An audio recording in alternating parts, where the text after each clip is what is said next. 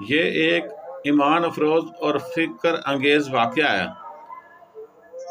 قرآن پر غور کرنے کا سبق۔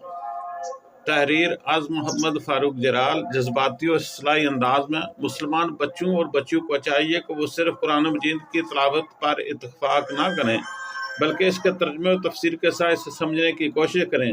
پورا طریقہ یہ ہے کہ پہلے ایک بار پورے دھیان اور توجہ سے تفسیر پڑھ لیں، پھر جب تلاوت کریں تو ترجمہ والا قرآن پڑھیں۔ ایسا کرنے سے ہر آیت، ہر لفظ، ہر مفہوم خود بخود دل و دماغ پر تازہ ہو جاتا ہے اور قرآن کا ذائقہ اور وجد دو گنا ہو جاتا ہے۔ تو آج میں آپ کے سامنے سورۃ کاف کا وہ حیرت انگیز نکتہ بیان کرنے کو جا رہا ہوں۔ کیا آپ نے کبھی غور کیا کہ سورۃ کاف میں اللہ تبارک و تعالیٰ نے اصحاب کاف کے کتے کا ذکر ایک خاص انداز میں فرمایا ہے؟ جب اصحاب کاف کو نیند میں دائیں اور بائیں کروٹیں دلائی جا رہی تھی تاکہ ان کے جسم سلامت رہیں، قرآن یہ بھی بتاتا ہے کہ ان کا کتا غار کے دہانے پر اگلے پاؤں پھیلائے بیٹھا تھا، لیکن کہیں یہ ذکر نہیں وہ کتا بھی پلٹ رہا تھا۔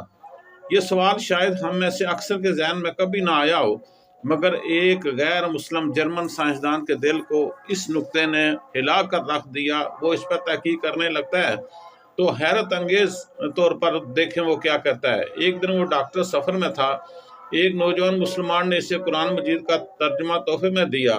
ڈاکٹر نے بظاہر شکریہ ادا کیا مگر دل میں سوچا کہ موقع ملتے ہی اسے کہیں پھینک دوں گا، لیکن پرواز طویل تھی۔ وقت کاٹنے کے لیے اس نے پورا قرآن کھول لیا۔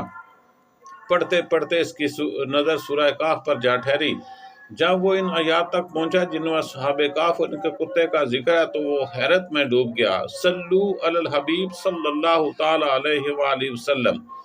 اللہ تبارک و تعالیٰ قرآن مجید میں فرماتا ہے، اور تم دیکھتے ہو کہ جب سورج طلوع ہوتا تو ان کے غار سے دائیں طرف ہٹ جاتا اور جب غروب ہوتا تو ان سے بائیں طرف کتراتا ہوا نکل جاتا، اور وہ غار کے کشادہ حصے میں تھے۔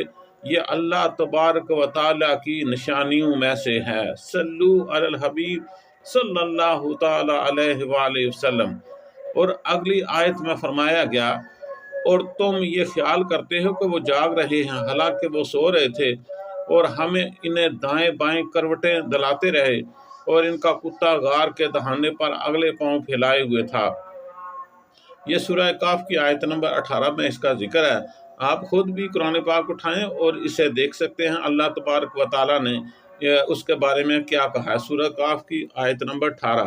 تو اس میں جو ڈاکٹر تھا، ڈاکٹر نے سوچا یہ تو سمجھ میں آتا ہے کہ انہیں کروٹیں دلائی جا رہی تھی تاکہ جسم پر زخم نہ بنے، مگر یہ سورج کا یوں رخ بدلنا کہ روشنی غار میں آتی ہے لیکن ان کے جسموں پر براہ راست نہیں پڑتی، یہ کیسے ممکن ہے؟ صلو علی الحبیب صلی اللہ تعالی علیہ وآلہ وسلم۔ یہی تو ہے قرآن پاک کے معجزات۔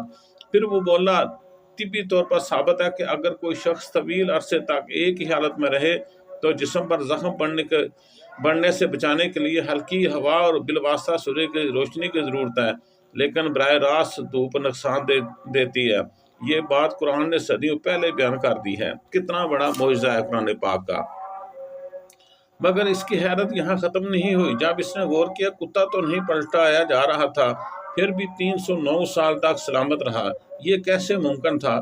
اس نے تحقیق کی تو پتہ چلا کتوں کی جلد کے نیچے ایسے خاص غدود گلینڈز پائے جاتے ہیں جو ایک خاص مادہ خارج کرتے ہیں۔ یہ مادہ جسم میں سڑ یا زخم بڑھنے نہیں دیتا۔ یعنی قرآن پاک میں جب ذکر ہوا کہ کتا کروٹ نہیں بدل رہا تو دراصل یہ بھی اللہ کے کمال تخلیق کی ایک نشانی تھی کہ جسے ہم عام سے جانور سمجھتے ہیں، اللہ نے اس کے جسم میں بھی ایک خاص محفوظ رکھنے والا نظام رکھا ہے۔ یہ دریافت اس جرمن سائنسدان کے دل کو ہلا گئی اور وہ پکار اٹھا، یہ کلام انسان کا نہیں ہو سکتا، یہ یقیناً خالق کائنات کا کلام ہے۔